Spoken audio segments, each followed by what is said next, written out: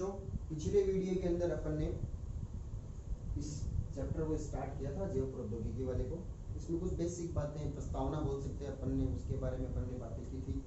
जैव प्रौद्योगिकी क्या होती है, परिभाषा है, ऐतिहासिक बातें हैं। अब अपन स्टार्ट कर रहे हैं यहाँ पर। वहाँ पर 2 क्वेश्चन बने थे अपने 1 नंबर के, मैं आपको रिवाइज करा देता हूँ। 2 क्वेश्चन 1 नंबर के कौन कौन से बने थे। एक तो इंसुलिन वाला, इंसुलिन की कमी से कौन सा रोग होता है, मधुमेह रोग हो जाता है। एक क्वेश्चन बना था प्रथम पुनर्योगज डीएनए किसने बनाया था, कोलबर्ग ने बनाया था। एक क्वेश्चन प्रथम पुनर्योगज डीएनए जीव किसने बनाया था, तो आंसर हो जाएगा स्टैनले कोहेन और हर्बर्ट बोयर। नोट्स की पीडीएफ आपके पास पहुंच गई है। करना क्या है आपको पता है, प्रत्येक वीडियो को आपको केयरफुली सुनना है और उसी वीडियो का आपके पास नोट्स आएंगे, उस नोट्स को आपको लाइन से अपने फेयर नोटबुक के अंदर उतार लेना है। ठीक है, अब अपन आगे बात करते हैं इस चैप्टर के अंदर आनुवंशिक अभियांत्रिकी।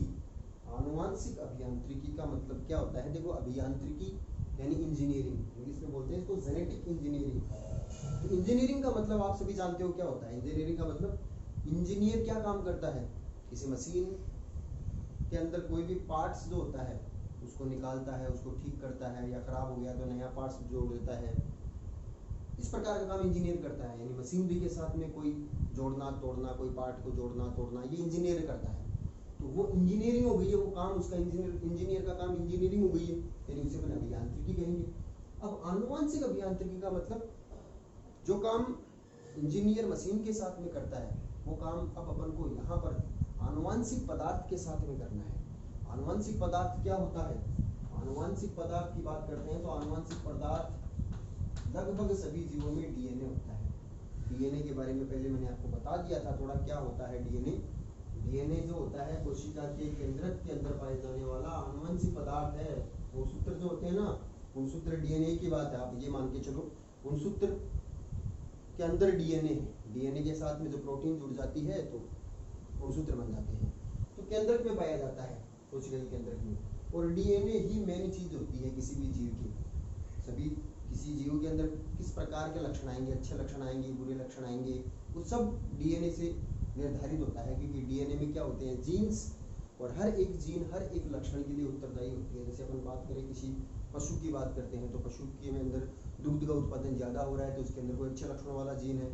दुग्ध का गुणवत्तापूर्ण दूध आ रहा है तो अच्छे लक्षणों वाला जीन है उसके अंदर। हर चीज के लिए जीन है।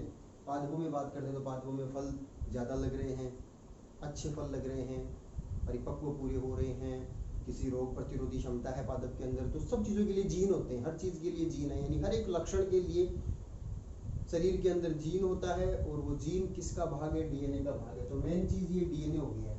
तो आनुवंशिक पदार्थ अपने शरीर में पादपों में क्या है, डीएनए होता है। तो इसी डीएनए के साथ में इंजीनियरिंग करनी है। डीएनए के साथ में इंजीनियरिंग का मतलब बात हुई होगी है पुनर्योगज डीएनए बनाना। इसके बारे में मैंने आपको बताया था कि एक डीएनए है, ये डीएनए है, और दूसरा डीएनए ये एक दूसरा डीएनए, ये एक जीव से निकाला गया, ये दूसरे जीव से निकाला गया। मैंने क्या किया है, हाँ, तो अपन बात कर रहे थे पुनर्योगज डीएनए की। तो ये एक जीव से निकाला गया डीएनए, ये दूसरे जीव से निकाला गया डीएनए। तो अपन ने क्या किया, इसके अंदर इसका एक टुकड़ा काटा, इसका एक टुकड़ा काटा, ये वाला टुकड़ा तो अपन ने इसका निकाल करके बाहर कर दिया, तो ये वाला जो टुकड़ा है ये इसके अंदर जोड़ दिया, ये यहाँ जोड़ दिया। अब ये जो नया डीएनए बन गया है ये कहलाता है पुनर्योगज डीएनए। यही चीज मैंने आपको पिछली वीडियो में बताई थी। तो अपन इसमें कर क्या रहे हैं, आनुवंशिक पदार्थ के साथ में इंजीनियरिंग नहीं कर रहे क्या, अभियांत्रिकी नहीं कर रहे क्या। डीएनए को काटा, दूसरा जोड़ दिया। जैसे इंजीनियरिंग मशीन के साथ में कोई उसका कलपुर्जा कोई पार्ट्स निकाला, उसकी जगह पर दूसरा पार्ट्स लगा दिया, वही काम यहाँ पर डीएनए के साथ में कर रहे हैं। तो इसे बोलते हैं आनुवंशिक अभियांत्रिकी। यानी कोई भी एक जीव का जीन या डीएनए खंड अपन निकाल करके दूसरे जीव के अंदर जब उसको पहुंचा देते हैं तो ये आनुवंशिक अभियांत्रिकी है। या पुनर्योगज डीएनए बनाने की तकनीक है, वो भी आनुवंशिक अभियांत्रिकी है। यानी पुनर्योगज डीएनए तकनीक और आनुवंशिक अभियांत्रिकी एक ही चीज है। आनुवंशिक अभियांत्रिकी के अंदर कर क्या रहे हैं अपन, पुनर्योगज डीएनए तो बना रहे हैं, और पुनर्योगज डीएनए को बनाना पुनर्योगज डीएनए तकनीक है। यानी आनुवंशिक अभियांत्रिकी के अंदर अपन पुनर्योगज डीएनए तकनीक को ही फॉलो कर रहे हैं। तो ये हो गई है आनुवंशिक अभियांत्रिकी। अब मैंने आपको बताया कि इसमें अपन को कौन कौन सी चीजें चाहिए, ये अपन ने यहाँ से काटा है, यहाँ पर जोड़ा है, तो काटने के लिए जोड़ने के लिए अपन को कुछ तो चीज चाहिए ना। जब इंजीनियर एक मशीन को ठीक करता है तो उसको बहुत सारे टूल्स चाहिए, खोलने के लिए, टाइट करने के लिए, जोड़ने के लिए, ये सभी चीजें यहाँ पर भी चाहिए, क्योंकि अपन एक मशीन की जगह अपन एक जीव को काम में ले रहे हैं। जो काम मशीन में कर रहे थे वो अब जीव में कर रहे हैं, तो यहाँ पर भी बहुत सारे अपन को साधन चाहिए। इसे डीएनए को काटना है, जोड़ना है, तो कौन कौन से साधन चाहिए। तो अगला टॉपिक अपना ये हो जाएगा कि आनुवंशिक अभियांत्रिकी के अंदर साधन कौन कौन से चाहिए अपन को, कौन कौन से साधन चाहिए। साधन की बात करते हैं, साधन का मतलब कौन कौन सी चीजें चाहिए आनुवंशिक अभियांत्रिकी पूरी तकनीक को करने के लिए। तो सबसे पहले साधन में बात करते हैं अपन, सबसे पहला है यहाँ पर प्रतिबंधित एंजाइम। प्रतिबंधित एंजाइम क्या होते हैं? प्रतिबंधित एंजाइम, देखो एंजाइम शब्द का मतलब आप जानते हो क्या होते हैं। प्रतिबंधित एंजाइम से पहले मैं यहाँ पर एक शब्द लिख रहा हूं, nuclease enzyme. Nuclease enzyme, nuclease enzyme, पहले इसको समझो फिर ये समझ में आ जाएगा। न्यूक्लियेज का मतलब न्यूक्लिक अम्ल के ऊपर काम करने वाला। एज जब लग जाता है, किसी भी शब्द का एज प्रत्यय लग जाने पर इसका मतलब ये हो गया है कि वो एंजाइम हो गया है। न्यूक्लियेज एक एंजाइम का ही नाम है। किस पर काम करेगा? न्यूक्लिक अम्ल पर काम करेगा। न्यूक्लिक अम्ल को पाचित करेगा, उसका पाचन करने वाला। न्यूक्लिक अम्ल क्या है? अभी आपको बताया मैंने, डीएनए को न्यूक्लिक अम्ल कहते हैं। यानी डीएनए को काटने वाला एंजाइम हो गया न्यूक्लियेज एंजाइम। डीएनए को काटने वाला एंजाइम न्यूक्लियेज एंजाइम कहलाता है। इस न्यूक्लियेज एंजाइम के दो प्रकार होते हैं। एक तो होता है एक्सोन्यूक्लियेज, एक्सोन्यूक्लियेज, और दूसरा होता है एंडोन्यूक्लियेज। एक तो एक्सोन्यूक्लियेज और एक एंडोन्यूक्लियेज। दोनों में क्या अंतर होता है? देखो एक डीएनए, जैसे ये डीएनए मैं ऐसे बना रहा हूँ, डीएनए ऐसे भी बना सकते हैं। वास्तव में जो डीएनए ऐसे होता है उसको अपन ऐसे करके ऐसे भी बना सकते हैं। इसको मैंने सीधा करके बना दिया है, बात एक ही है। दोनों रज्जु डीएनए दो द्विरज्जु की होता है, दोनों रज्जु आपस में जुड़े रहते हैं, तो ये अपन दोनों रज्जु यहाँ पर भी जोड़ सकते हैं। अब अपन ने क्या किया, इस डीएनए को अपन को न्यूक्लियेज एंजाइम से काटना है। अगर अपन इसको एक्सोन्यूक्लियेज एंजाइम से काटते हैं, एक्सो का मतलब एग्जिस्ट यानी बाहर, यानी किनारे, तो एक्सोन्यूक्लियेज हमेशा इस डीएनए को किनारों से काटेगा। यानी यहाँ पर से किनारे जो है यहाँ पर काटना स्टार्ट करेगा, और इधर से भी किनारों से काटना स्टार्ट करेगा। वास्तव में डीएनए जो होता है वो न्यूक्लियोटाइडों से बना होता है। छोटे छोटे ऐसे न्यूक्लियोटाइड आपस के अंदर जुड़ते हैं। एक रज्जु बन गया, दूसरा रज्जु कैसे ऐसे बन गया, ऐसे यही इसी लाइन के अंदर छोटे छोटे न्यूक्लियोटाइड होते हैं। तो एक्सोन्यूक्लियेज एंजाइम जो होता है डीएनए के किनारों की न्यूक्लियोटाइड को काटेगा। यानी पहला न्यूक्लियोटाइड ये है, ये वाला, तो इसको यहाँ से काटेगा और इसको यहाँ से काटेगा, यानी किनारों की न्यूक्लियोटाइड को काटेगा। यानी ये डीएनए है, इसको अगर एक्सोन्यूक्लियेज एंजाइम से अगर मैं पाचित करता हूँ तो किनारे वाले न्यूक्लियोटाइड कटेंगे। और अगर इसको मैंने एंडोन्यूक्लियेज एंजाइम से पाचित कर दिया तो इसको बीच में से काटेगा। ये बीच में से कहीं से भी एक फिक्स जगह है वहां से कट लगाएगा। तो डीएनए को बीच में से काटने वाले एंजाइम तो एंडोन्यूक्लियेज एंजाइम, और किनारों पर से काटने वाले एंजाइम एक्सोन्यूक्लियेज एंजाइम होते हैं। तो दो प्रकार के न्यूक्लियेज एंजाइम हो गए ये। अब अपन बात करते हैं प्रतिबंधित एंजाइम। प्रतिबंधित एंजाइम वास्तव में एंडोन्यूक्लियेज एंजाइम ही होते हैं। प्रतिबंधित एंजाइम कौन से एंजाइम होते हैं? एंडोन्यूक्लियेज एंजाइम ही होते हैं। इसका मतलब बीच में से काटने वाले एंजाइम होते हैं। अब बीच में तो बहुत बड़ी जगह हो गई है। बीच में से तो काफी बड़ी जगह है, किनारों पर तो फिक्स है कि भाई किनारों पर तो एक न्यूक्लियोटाइड है, यहाँ पर यहाँ से काट देगा, ये कटा फिर अगला किनारा बन जाएगा। बीच में बहुत सारी जगह है, तो कहाँ से काटे? तो प्रतिबंधित एंडोन्यूक्लियेज एंजाइम के लिए बीच में एक जगह फिक्स होती है, एक विशिष्ट स्थान होता है जहां से ये काटेंगे, और फिक्स प्रतिबंधित कर दिया गया इनको। ये जैसे बीच में ये पूरा डीएनए है, दोबारा बना के दिखाता हूँ आपको कि ये एक डीएनए है, ये बीच वाला पोर्शन ये है इसका, ये किनारे हो गए दोनों साइड में। अब बीच में से काटेगा तो बीच के अंदर एक फिक्स जगह, एक फिक्स स्थल कर बना दिया गया है कि यहाँ से ही काटेंगे, ये हो गया। तो ये प्रतिबंधित हो गया ना कि आपको कहीं से भी नहीं काट सकते आप, बीच में से भी एक फिक्स जगह बना दी गई है कि वहां से काटेंगे। इसका मतलब रेस्ट्रिक्टेड हो गए, प्रतिबंधित हो गए हैं ये। इसलिए जितने भी एंडोन्यूक्लियेज एंजाइम है वो प्रतिबंधित होते हैं। बहुत सारे प्रतिबंधित एंडोन्यूक्लियस एंजाइम होते हैं। हर प्रतिबंधित एंडोन्यूक्लियस एंजाइम के बीच में से काटने की जगह जो होती है वो पहले से ही फिक्स होती है कि जैसे एक एंजाइम है उसके लिए ये जगह हुई है, दूसरा कोई एंजाइम है उसके लिए ये जगह हुई है, बीच में हर जगह फिक्स होती है। इसलिए एंडोन्यूक्लियस एंजाइम को प्रतिबंधित एंडोन्यूक्लियस एंजाइम कहा जाता है। मेरे ख्याल से बात का मतलब समझ गए होंगे कि वो एक निश्चित या विशिष्ट स्थल से ही काटते हैं, बीच में से डीएनए को विशिष्ट स्थलों से काटते हैं और इन विशिष्ट स्थलों को प्रतिबंधित स्थल या एक नाम और दिया जाता है अभिज्ञान स्थल। यानी जहां से काटते हैं ना ये, उसे अभिज्ञान स्थल भी कहते हैं। अभिज्ञान का मतलब पहचान करना कि कोई प्रतिबंधित एंडोन्यूक्लियस एंजाइम अपने उस जगह को पहले पहचानेगा जहां से उसको काटना है। पहचान का मतलब अभिज्ञान होता है, तो इसको अभिज्ञान स्थल भी कहते हैं। और अभिज्ञान स्थल जो होता है वो हर एक प्रतिबंधित एंडोन्यूक्लियस एंजाइम का विशिष्ट होता है, सबका अलग अलग होता है, सबकी जगह अलग अलग होती है। और ये अभिज्ञान स्थल जो होता है ये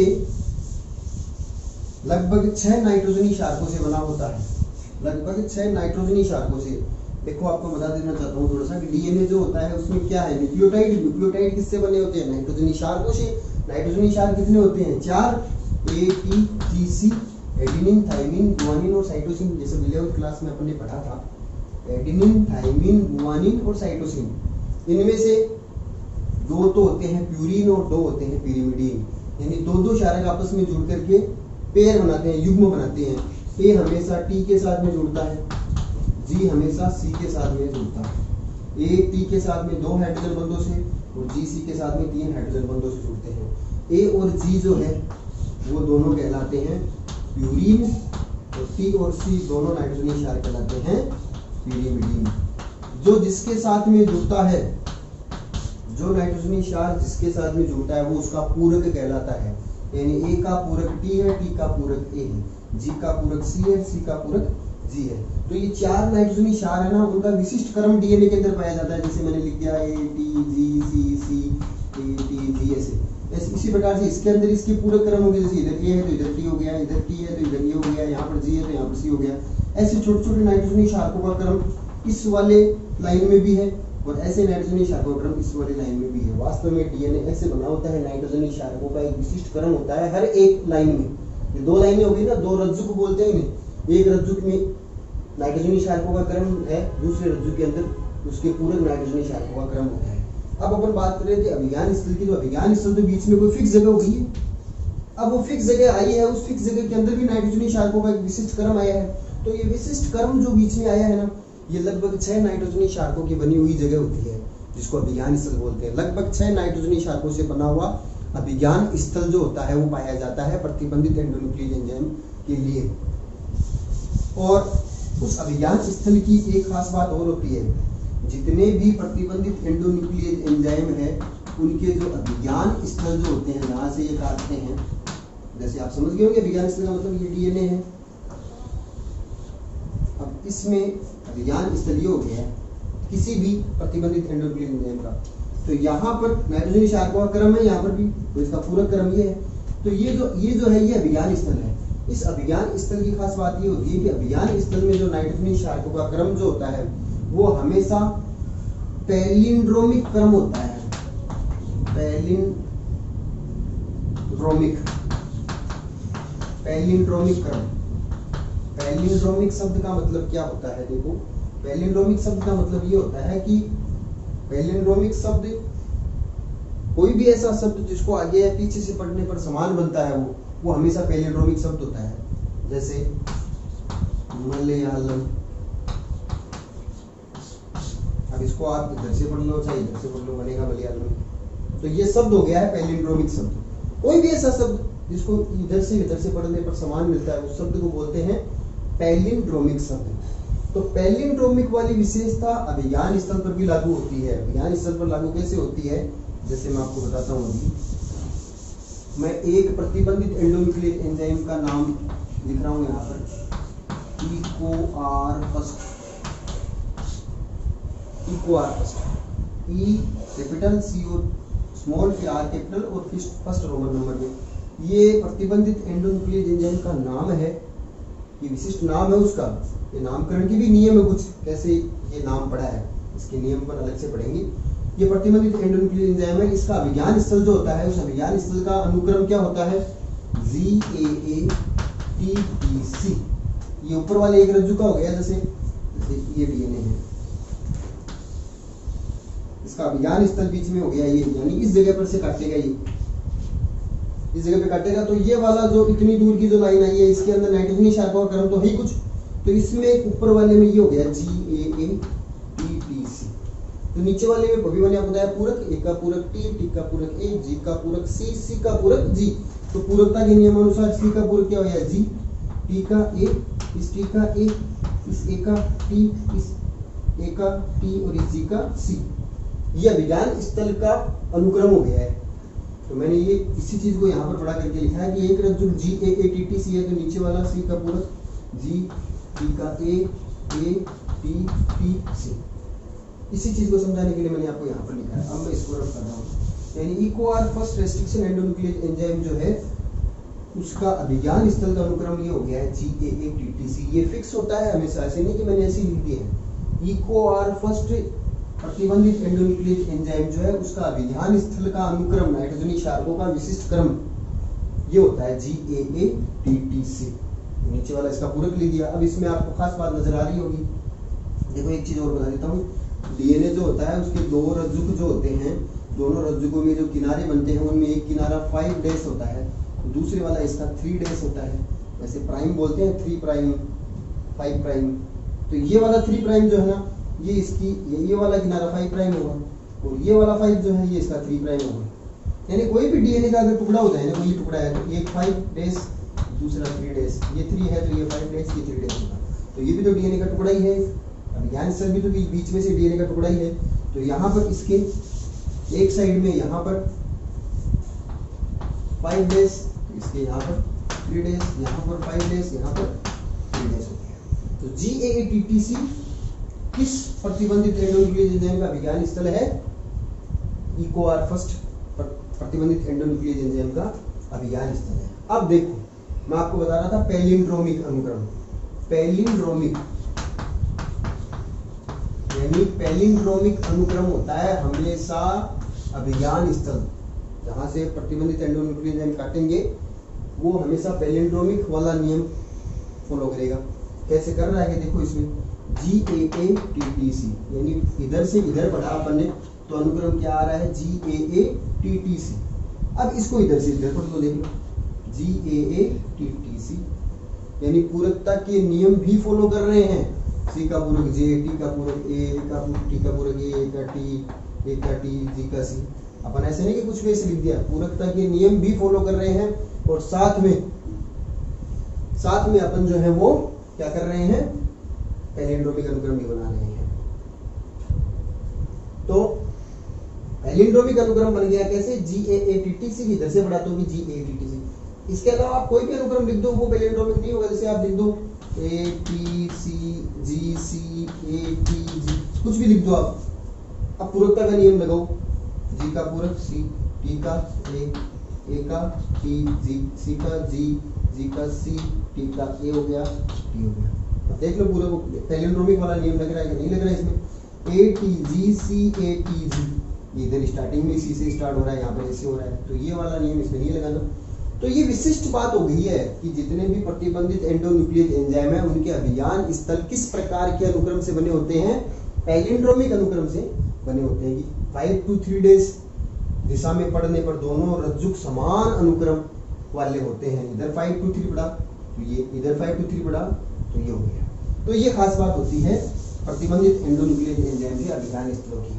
अब इसमें और अपन बात करते हैं कि अभिज्ञान स्थल पर, अब ये इतना बड़ा अभिज्ञान स्थल हो गया, ये डीएनए है, इसे डीएनए के अंदर अभिज्ञान स्थल ये है, मान लिया इस चीज को अपन यहाँ पर दर्शा रहे हैं। तो अब ये एंजाइम तो काटेगा, कट लगाएगा, तो कट लगाने के लिए तो एक फिक्स जगह होगी। इतनी बड़ी जगह में भी एक फिक्स पॉइंट है जहां से ये काटेगा, जैसे यहाँ पर काटा या यहाँ पर काटा, तो काटने के लिए भी फिक्स जगह है। कोई भी दो नाइट्रोजनी क्षारकों के बीच में से कट लगना है तो हमेशा G और A के बीच में कट लगाएगा। ध्यान रखना, EcoR फर्स्ट प्रतिबंधित एंडोन्यूक्लियस एंजाइम अपने अभिज्ञान स्थल के अनुक्रम GAATTC में जी और ए के बीच में कट लगाएगा हमेशा। तो ऊपर वाले में जी और ए यहाँ पर मिल रहा है, नीचे वाले में जी और ए यहाँ पर मिल रहा है।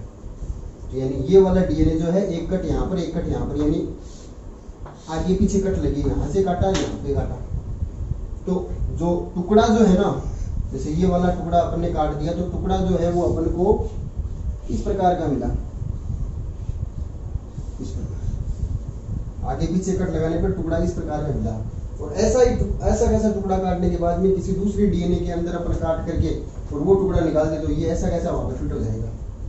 यानी दो डीएनए को आपस में अपन को जोड़ना है, दो डीएनए को टुकड़ों को आपस में जोड़ना है, अपने पास एंजाइम सिर्फ एक ही हो, इकोआर फर्स्ट एंजाइम, तो अपन किस प्रकार से एक पुनर्योगज डीएनए बना सकते हैं उसको आप इस चित्र से अच्छी तरीके से समझ सकते हो। देखो क्या है, अपने पास एंजाइम जो दे दिया इकोआर फर्स्ट एंजाइम और दो डीएनए दे दिया, और अपन को कहा है कि इन दोनों में से एक एक टुकड़ा काटो और एक का टुकड़ा दूसरे में जोड़ो। तो देखो क्या किया अपने पास, ये एक डीएनए, इस डीएनए के अंदर दो जगह पर अभिज्ञान स्थल है, कौन कौन से, GATTC यहाँ पर है और एक यहाँ पर है GATTC। इस डायग्राम को अच्छी तरीके से समझना, किताब का डायग्राम है ये पूरा एक डीएनए जिसमें दो जगह पर अभिज्ञान स्थल है। जैसे मैं इस प्रकार से बना करके बता रहा था ना, इसी को मैंने इस प्रकार सीधी लाइन में बना दिया है कि दो जगह पर अभिज्ञान स्थल कर दिया, एक अभिज्ञान स्थल यहाँ पर, एक अभिज्ञान स्थल यहाँ पर, ये एक ये रहा। अभिज्ञान स्थल का अनुक्रम यह है GATTC, नीचे भी GATTC। इसको मैंने पिंक कलर से अलग से दिखाया है। इसका मतलब ये अभिज्ञान स्थल कौन से एंजाइम का है, इकोआर फर्स्ट एंजाइम, उसी से कट लगेगा, इसमें और किसी दूसरे से नहीं लगेगा। अभिज्ञान स्थल भी उसी का ही है, काटेगा कहाँ से, जी और ए के बीच में से। अब इस डीएनए को अपन ने क्या किया, इकोआर फर्स्ट प्रतिबंधित एंडोन्यूक्लियस एंजाइम से काटा। कट कहाँ पर लगेगा, जी और ए के बीच में, तो एक जगह तो यहाँ पर कट लगा दिया, ये येलो कलर से दिखा रखा है तीर बना करके, एक यहाँ पर कट लगाया, एक यहाँ पर कट लगाया, एक यहाँ पर कट लगाया। कट लगाने के बाद में कट गया यहाँ से, कटने के बाद में ये टुकड़ा ऐसा कैसा बाहर निकला, तो यहाँ से कट लगाया तो ऊपर वाले रज्जुक में जी तो रह गया, AATTC इतना टुकड़ा बाहर निकला। नीचे वाले के अंदर यहाँ पर कट लगा तो जी चला गया और CTTAA ये इसमें रह गया। तो इधर वाला टुकड़ा इस प्रकार का रह गया अपने पास। इस वाले में इधर कट लगा जी और ए के बीच में, तो जी तो चला गया, AATTC रह गया, और यहाँ पर कट लगा तो जी रह गया और CTTAA ये निकल गया। जो निकला है वो तो इस टुकड़े में आ गया, जो रहा है वो इसमें आ गया। तो ये अपने पास ऐसा टुकड़ा ये निकल गया खंडित, ये बीच में से खंड अपन ने निकाल लिया है। ये वो डीएनए है जिसमें अपन को जोड़ना है दूसरे डीएनए का खंड, मगर जैसा टुकड़ा यहाँ से काटा है ना वैसा ही टुकड़ा यहाँ पर जुड़ेगा। इसको तो काट करके अपन ने अलग कर दिया। अब ऐसा ही टुकड़ा किसी दूसरे डीएनए से, कोई दूसरा डीएनए था उसका ऐसे कैसे काटा हुआ टुकड़ा अपन ने लिया, एक ही एंजाइम से काटेंगे, ध्यान रखना। ये वाला टुकड़ा जिस एंजाइम से काटा है ना, उसी एंजाइम से किसी दूसरे डीएनए का टुकड़ा लेने के लिए उसको भी काटना, उसी एंजाइम से काटना पड़ेगा कि किनारे समान मिल जाए अपने पास। तभी तो लिखा है यहाँ पर समान प्रतिबंधित एंजाइम से काटा प्लाज्मिड। प्लाज्मिड यहाँ पर क्या होता है आगे पढ़ेंगे, डीएनए का ही नाम है प्लाज्मिड। तो यहाँ पर अपन ने किसी दूसरे डीएनए से भी इस इकोआर फर्स्ट एंजाइम से काटा गया टुकड़ा लिया, ये वाला निकाल दिया और ये वाला टुकड़ा यहाँ पर ऐसा कैसा जोड़ दिया। तो देखो क्या हुआ, इसमें क्या था, GATTC इससे मिल गया, कंप्लीट पूरा अनुक्रम बन गया। नीचे वाले में क्या था, CTTAAG, तो था क्या, नहीं जी नहीं था, ये यहाँ पर आ गया, नहीं ये था, जी निकल गया था, तो जी तो इसमें इसके अंदर से आ गया और बाकी का ये इसके अंदर पड़ा था, तो ये यहाँ पर पूरा अनुक्रम बन गया। और इस साइड के अंदर क्या था, AATTC, जी नहीं था, जी यहाँ से आ गया और यहाँ पर जी था, बाकी का अनुक्रम यहाँ से मिल गया है। तो ये जैसा टुकड़ा निकाला ना वैसा का वैसा ही अपन ने किसी दूसरे डीएनए का लिया और ये ऐसा कैसा यहाँ पर वापस फिट कर दिया। तो क्या बन गया, वापस वैसा का वैसा ही डीएनए बन गया, ऐसा कैसा ही वापस बन गया। मगर ये ऐसा नहीं है, ये इसमें अंतर क्या हो गया है कि इसमें ये जो टुकड़ा डाला है ना अपने, ये किसी दूसरे जीव से, किसी अन्य जीव से लिया गया डीएनए का टुकड़ा है। इसका टुकड़ा तो अपने निकाल दिया और ये किसी दूसरे जीव के डीएनए से निकाल कर यहाँ पर जोड़ दिया। तो ये जो बना गया डीएनए, नया डीएनए है, ये पुनर्योगज डीएनए बन गया। इससे अपन को ये भी पता चल रहा है कि किस प्रकार से अभिज्ञान स्थलों से प्रतिबंधित एंडोन्यूक्लियस एंजाइम के द्वारा काटा जाता है, काटने के बाद में कैसे जोड़ा जाता है। अब जोड़ने वाला एंजाइम भी होता है जो अगले वीडियो में पढ़ेंगे अपन। काट तो दिया मगर जुड़ेगा कैसे वापस, उसके लिए एक एंजाइम आगे नाम आएगा लाइगेज। लाइगेज एंजाइम जोड़ने का काम करेगा। प्रतिबंधित एंडोन्यूक्लियेज एंजाइम काटने का काम करेगा, तो लाइगेज एंजाइम जोड़ने का काम करेगा। इस प्रकार से काट करके दूसरा टुकड़ा जोड़ करके अपन पुनर्योगज डीएनए का निर्माण कर सकते हैं। तो अपन क्या पढ़ रहे थे? आनुवंशिक अभियांत्रिकी। आनुवंशिक अभियांत्रिकी के अंदर पहला साधन पढ़ा है अपन ने प्रतिबंधित एंजाइम। इसके बारे में भी आगे अपन थोड़ी और बातें करेंगे। आज के वीडियो के अंदर मैंने आपको एलिंड्रोमिक अनुक्रम, अभिज्ञान स्थल कैसे काटा जाता है, कैसे जोड़ा जाता है, इसके बारे में बताया है।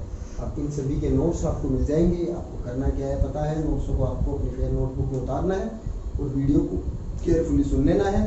फिर भी कोई दिक्कत होगी तो आप ऐप के माध्यम से या आपको बाद में ऑफलाइन क्लास होती है तो फिर से इसको दोबारा से समझा करके अपन क्लियर करा देंगे। मगर अभी आपको पूरा प्रॉपर वैसे ही वीडियो सुनना है, क्योंकि यहाँ पर मैंने आपको पहले ही बता दिया है पूरे आपके एग्री बायो की किताब में ये वाली यूनिट जो है, इस वाली यूनिट में थोड़ा सा आपको केयरफुली पढ़ना पड़ेगा, क्योंकि यहाँ पर नई प्रकार की चीज़ें हैं।